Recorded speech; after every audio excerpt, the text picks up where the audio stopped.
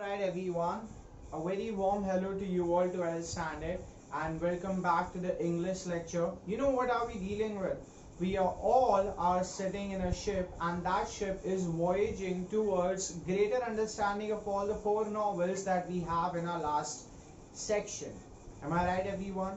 Now, having said that, we have understood the history of novels and we have also understood a very adventurous and thrilling novel around the world in 80 days. Now you know what are we going to be dealing with in this lecture?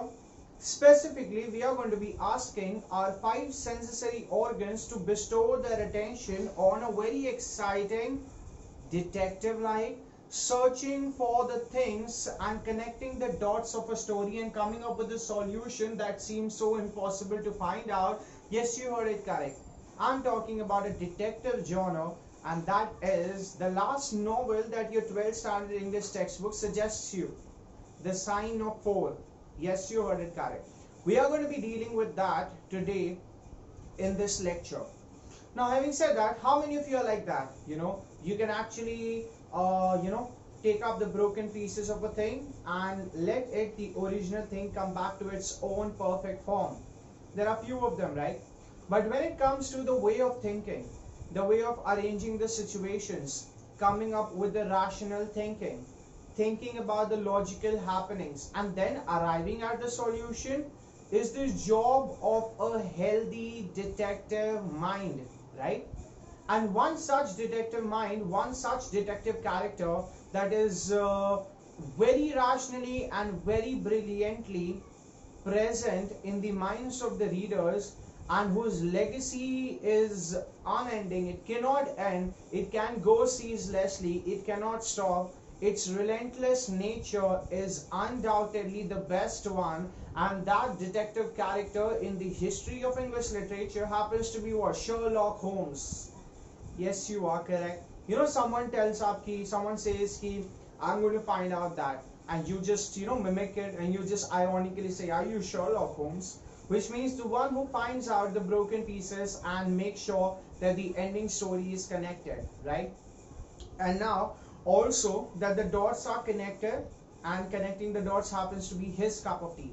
Now when I say this, the sign of four that we all are learning today, what am I trying to say? This is obviously a kind of a plot where the Agra treasure, yes, you heard it correct. I'm mentioning about the Agra place, which is in India, right? The Agra treasure is stolen by few characters, and how does it go along in the plot? We are going to be understanding. It's about a treasure which is lost. It is about the indicators and some situations which are so, which are so important to be getting your attention. So we are going to be moving ahead and understanding what actually is there in the sign of four. Okay, before I tell you anything about it, let me tell you and let me reveal you, let me open up the box of interesting facts and let me tell you some amazing facts about the author. Whenever we celebrate a very brilliant work of an individual, we should always understand that it is our sheer responsibility and greater comfort to let our legs go in the shoes of that author. We should actually make sure that we are walking the path in his shoes, which means I'm actually telling you to understand few more facts about the author, because when you know the amazing facts about the author, things are going to be understood. It's obviously going to be provoking an element of interest and enlightening your thing of curiosity. So when I say this, you know what? The author that we have, Sir Arthur Doyle. Alright. Now when I say Sir Arthur Doyle and Arthur Ignatius Conan Doyle that you have over here, who actually has written this novel, The Sign of Four, which has a very enormously brilliant character, Sherlock Holmes, you have to know something more about him. Doyle over here, Sir Arthur, Conan Doyle over here, he was someone who was extremely interested in cricket. Yes, you heard it correct. He was a cricketer. He was also a doctor. He had received mastery in surgery also.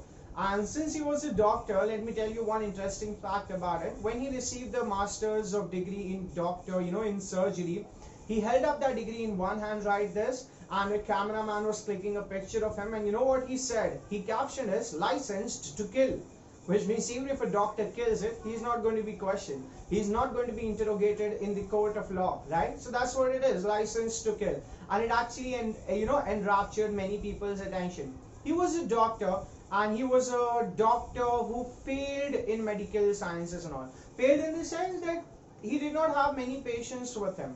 And because he did not have many patients with it, he had a lot of time with him.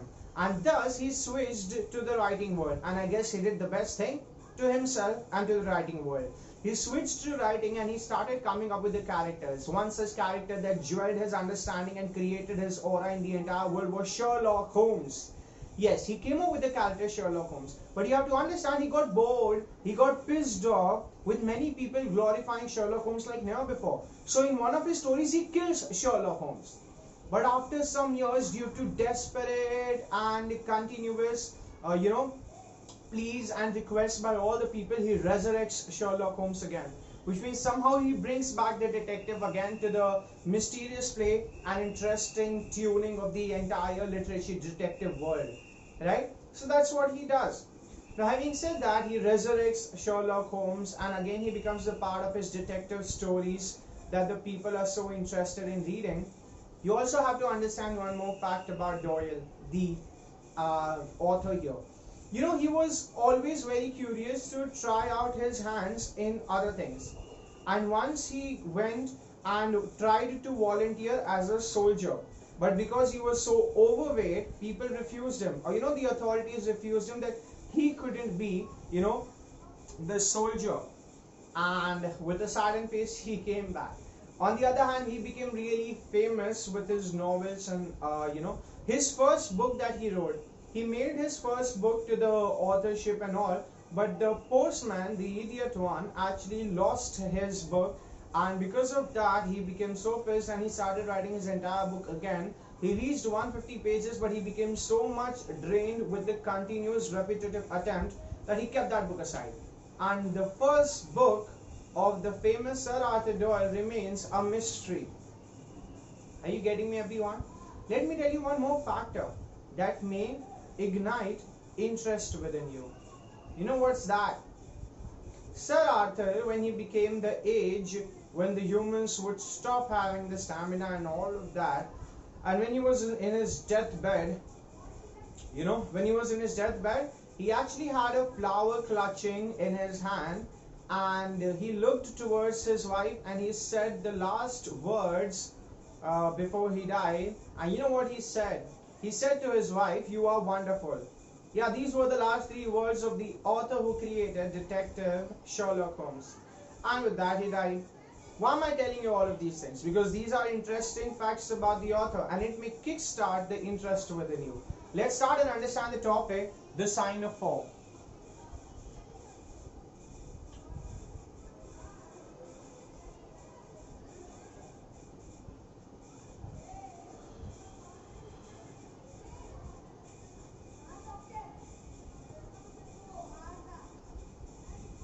Alright.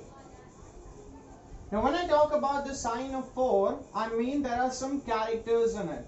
There was an agreement, there was a treaty, there was an understanding of some sentences in that paper.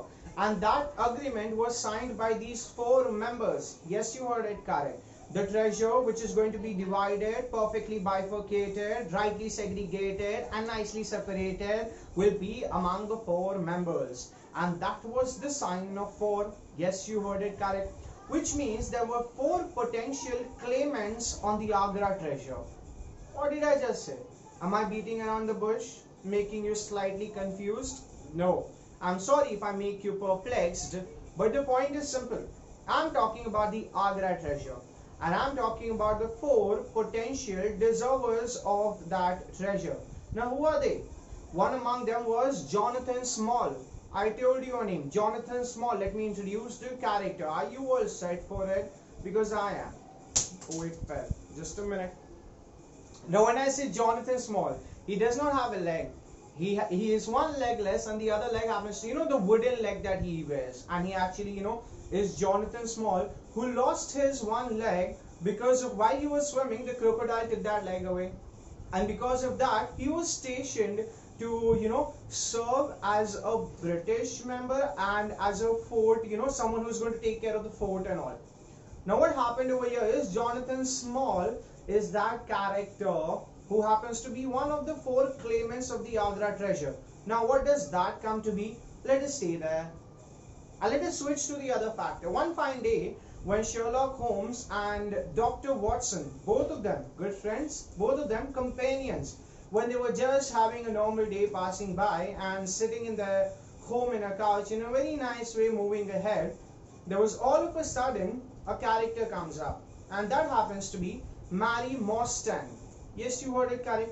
Now Mary Morstan is slightly worried because she had heard that her friend's mystery was capably solved and nicely concluded by Detective Sherlock Holmes. So inspired by that, rejuvenated with that, she came on the threshold of the doors of Sherlock Holmes. She enters there and she asks, there is some slight mystery that you need to solve. And he says, what indeed is that? And Mary Morstan says, 10 years ago, my father, Major Morstan was, Major Morstan, who happens to be the father of Mary Morstan, died in London. But he never stayed in London. He was the officer in the British regiment in Andaman and Nicobar Islands. Andaman and Nicobar Islands had a cellular jail which is famous all over the world, and he was you could say the officer in that jail. Now what happened over there was he came back to London, and she had never seen her father. But when she came back all of a sudden to London, he had written the letter to Mary Morstan, his daughter, to come and meet him. And Mary Morstan, all capably, was all ready to go and meet his father. But when she reached there, the hotel authorities said that, ma'am, your father, as you claim him to be, he was here, but he is out of the blue. He is nowhere here right now. And a day has passed and he is not there. She went on to the police authorities and complained also. This is the point that I'm trying to tell. Mary Morstan is telling to Sherlock Holmes about his father absconding 10 years ago. She's narrating a story. So hear me. I'm doing that same for you. Now she tells that she went to the police authorities, but the police authorities proved not capable of finding his father in a very nice way. Are you getting me, everyone? So he was not able to find, they were not able to find her father. Now because of that, and then after that, after 4 years, every year on the same day when her father had died, she starts getting a letter. And in that letter, in the envelope, there is always a pearl that is there. Now with that, it always comes to her and it is said that you are wronged woman, which means something that has happened with you that is absolutely wrong, and the justice should be nicely bestowed on you and it should be given to you. You are wrong, and if you need the solution, you have to, somehow, and this is what she says, that you have to come to a place and all of that, and that is Lyceum Theatre. Yes, she says that, and she gets that letter and she tells all this to Detective Sherlock Holmes. And Watson, obviously over there, some strings of love within his heart had started to tune in, because he was falling in love with Mary Morstan, because the way she was narrating and all of that. Yes, the love had begun to show its color for Dr. Watson. Now as Sherlock Holmes was listening to all of this that Mary Morstan was saying, that she gets a letter of her every year when her father had become absconding. So she is slightly worried. She is exploring the possibilities. Is it her father who is sending the letter and telling that some injustice has happened? She doesn't know what possibly can be the solution, and these kind of things are messing with her mind, and it is creating a bewildered world in her mind, chasing for the answers that seems to be out of sight. What is the meaning of bewildered? Confused. So she's having a confused world in her mind, chasing for the answer that is out of sight. And that's what happens to her. So she knocks the door of a detective mind, and Sherlock Holmes comes up. So she tells all of this, and she tells that the letter says that I have to come with 2 companions to Lyceum Theatre, and I am a wrongdoer, man. Something wrong has happened and the injustice is done, so the justice awaits. And the two people shouldn't be the police officers, because if you bring the police officers, that is what the letter says to Mary Morstan, that if you bring the police officers, nothing would be done. It would be an effort in vain. It would be an effort in vain, which means it would be no use of it. So you shouldn't bring the police officers. And Detective Sherlock Holmes said, okay, I and my friend Dr. Watson, we would go with you. And this is how he starts thinking what could possibly be the thing, okay. Now on that very particular day, in the evening twilight, they all enter a cab and they start driving towards the Lyceum Theatre. As they enter, the character comes up. And who is that next character? The next character that I'm introducing you to the novel over here is Thaddeus. Now when I say Thaddeus over here, Thaddeus Sholto. Thaddeus Sholto is our next character. Thaddeus Sholto is the person who keeps on relentlessly writing a letter on the death day of Mary Morstan's father, and he writes a letter to Mary again and again on the same day of the year. And Thaddeus Sholto explains her that something wrong has happened with your father. Thaddeus Sholto's father, that is Major Sholto, and Mary Morstan's father, that is Major Morstan, they both were good friends. They both were British officers. They both served together in the Andaman and Nicobar Islands. Yes, you heard it correct. Major Morstan, Mary Morstan's father, and Major Sholto, Thaddeus Sholto's father, they both served together. Now one fine day what happened is, Thaddeus Sholto says that when Major Sholto, our father, came up over here in London giving up his job, that was the time when he started having this strange kind of belief for the people. Whenever he used to see the people with the wooden legs, he used to get startled and he used to get shocked. And there were some problems that he was suffering with his heart, and sometimes that he wasn't understanding what could possibly be, okay. But one fine day, and he was, Thaddeus Sholto says that I could clearly see in the eyes of my father, Major Sholto, there is some guilt in his eyes.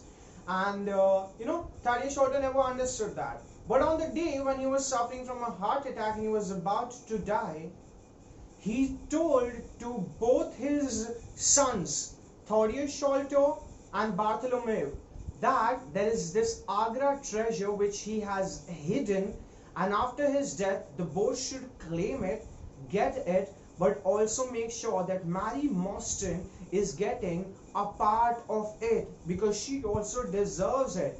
And it was his father that we all together did it and all of that. So that's what happens, and he tells this. But about when he was about to say all of the location of the treasure also, he was about to die, and he saw a bearded man's face towards the window, and he shouted to Thaddeus Sholto and Bartholomew, take him out, keep him out of here. And as he said keep him out of here, he then breathless and he died. And both of these sons, when they turned around and he saw who was that, they couldn't see him, because it was just one face and it erupted in the darkness of the night there. It just went, it passed by. So Thaddeus Sholto never knew, and Thaddeus Sholto said to Mary Morstan that you also have a share in the Agra treasure. And they all, start thinking what. And Bartholomew has gone after searching for a lot of things. Bartholomew is who? The brother of Thaddeus Sholto. And he has gone and he has got the treasure. And he is waiting for all of us at the hotel.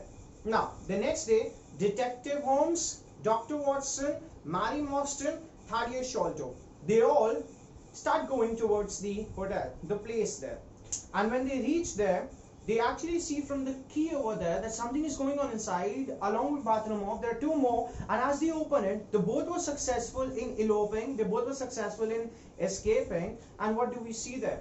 That Bartholomew was killed there. Thaddeus Sholto looks at that and he is obviously utterly shocked.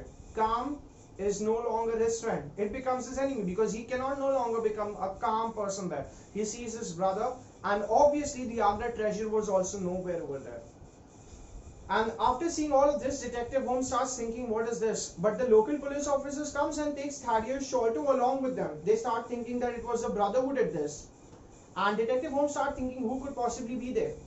And now they start thinking, and he makes the assumption And it was not just an assumption, but it was having some basis and element of truth in it, that there would be a person who doesn't have a leg.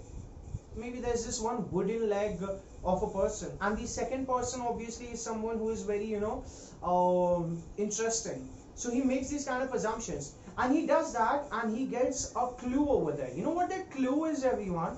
That this person has stepped into a place, he has stepped into a particular thing which has some phenol in it. It was some phenol, and his legs are showing some kind of directions in it.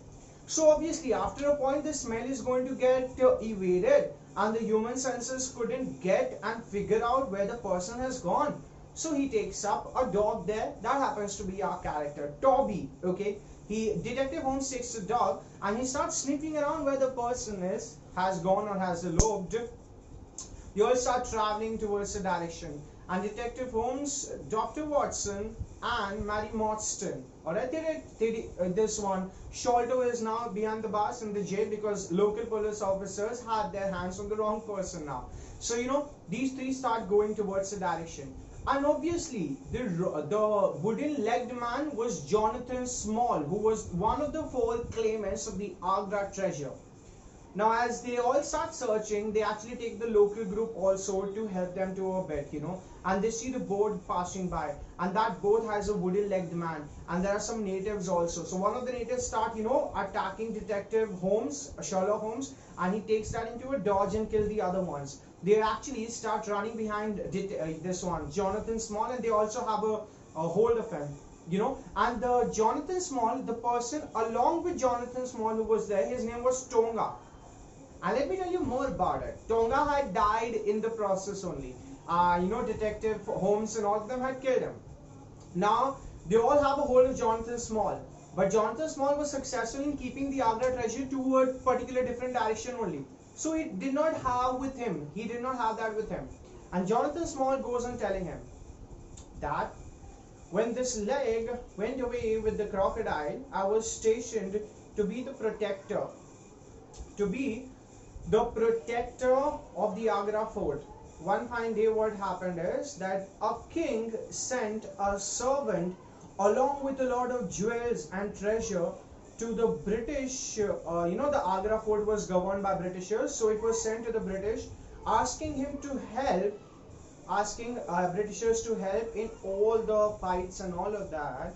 But when it was stopped, when it was seen that the four Sikh troopers are, stopping that, this one Jonathan Small goes there, and he was about to get killed when these four Sikh, the three Sikh troopers, they tell him that if either you be killed or you be a part of this, we are going to kill the servant and we are going to take the treasure away. And Jonathan Small agrees to a very enlightening offer, because obviously he's going to be rich overnight. He doesn't have a leg. He wishes for the fortune. He wishes for a nice, wealthy, great life.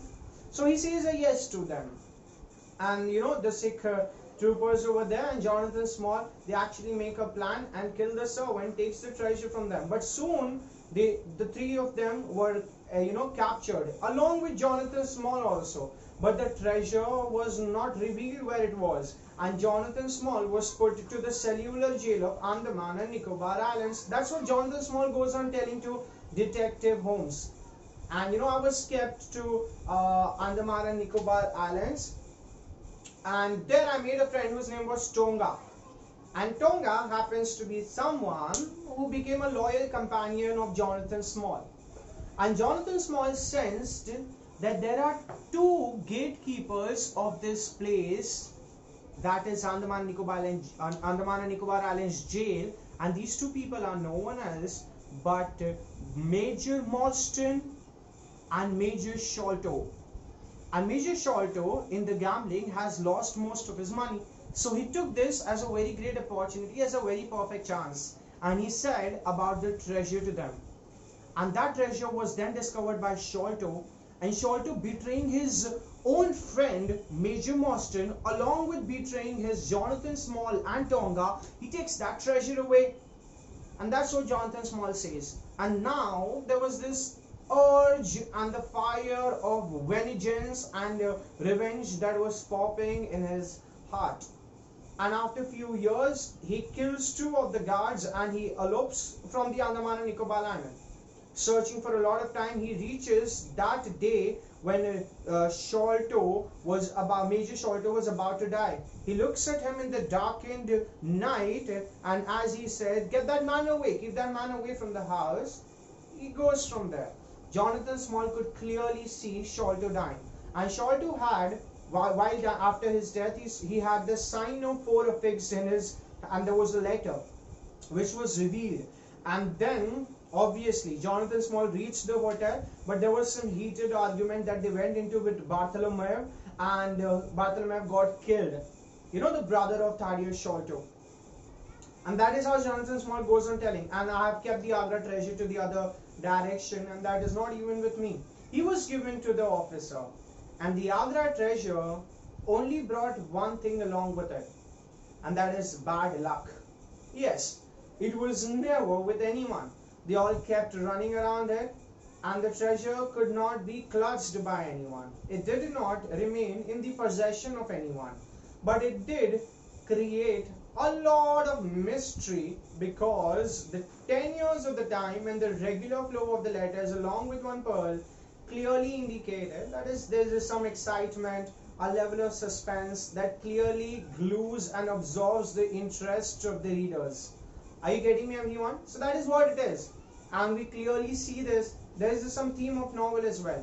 The Dr. Watson falls in love with Mary Morstan in the process, but he goes on thinking and brainstorming that if he confesses his love with Mary Morstan would think that she is about to get the jewel and the treasure, and that is why he is seeing this as an opportunity, and he's saying, "I love you."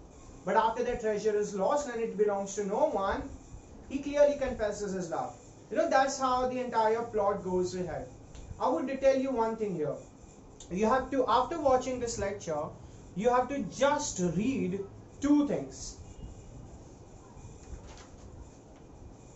The outline of the novel, you just have to read that, then turn the page and come to page number 206 and read the plot of the novel. You know, read the entire plot and understand who they are.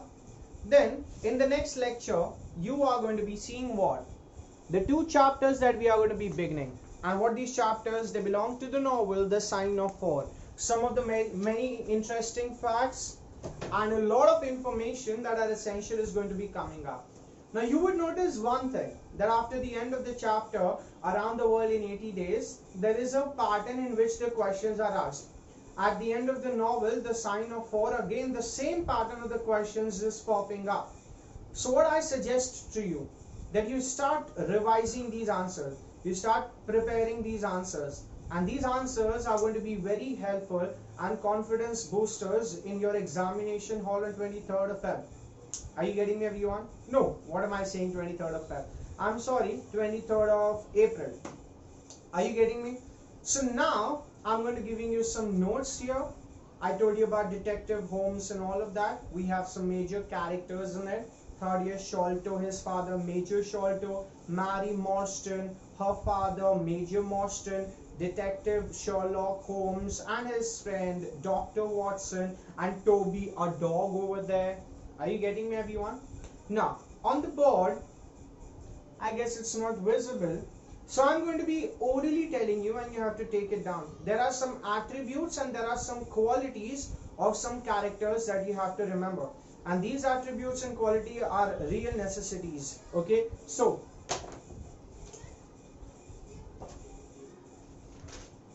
write down, just write down, give the chapter name The Sign of 4, and write the following qualities of the first one, and that is Dr. Watson, and put a hyphen and write the qualities: keen, K-E-E-N, keen, emotional, adventurous, inquisitive, empathetic. Empathetic is when you show empathy and you understand the feelings and the behaviors of the other person. That is what? Empathetic. Then write down the second one, Sherlock Holmes, and you write the attributes of him: brilliant, resourceful, flawless, and then write etc. Mary Watson. Mary Watson has many of the qualities that are highlighted and clearly visible in the novel. refined, sensitive, smart, intuitive and ideal, calm, composed and resolute. Now, I hope you understood the plot of the novel and the synopsis of the outline of the story. Now in the next lecture, I'm going to be telling you there are only 2 chapters from the novels that finds is present in your textbook. And you have to remember only the key elements of that extract. I hope you understood the story. Agra treasure belonged to no one. Are you getting me, everyone? That's it for today. Thank you very much. See you in the next class. Okay, wait. Before we end the novel, before we end this lecture, what if I tell you that it is vocabulary time? And I give you 2 words that maybe you have heard it before or maybe you are unaware about it. But write these 2 words and I help you refine and enhance your vocabulary. The first word that we may learn today is cryptic. Cryptic. C-R-Y-P-T-I-C. Cryptic. Put a hyphen and write puzzling. The meaning of the word cryptic is puzzling. Okay. Write down the second word and write this second word to be palatable. P-A-L-A-T-A-B-L-E. Palatable. Now you know what the meaning of the word palatable is? Satisfactory. Okay.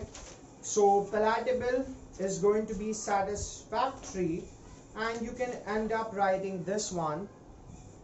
What have you written? Palatable is satisfactory and then like ludicrous. L-U-D-I-C-R-O-U-S. Ludicrous. The meaning of the word ludicrous is when someone says you something and claims that this has happened. That particular sentence seems so foolish and the claim seems so wrong that it makes you laughable. You know, you laugh at it. This is something so foolish.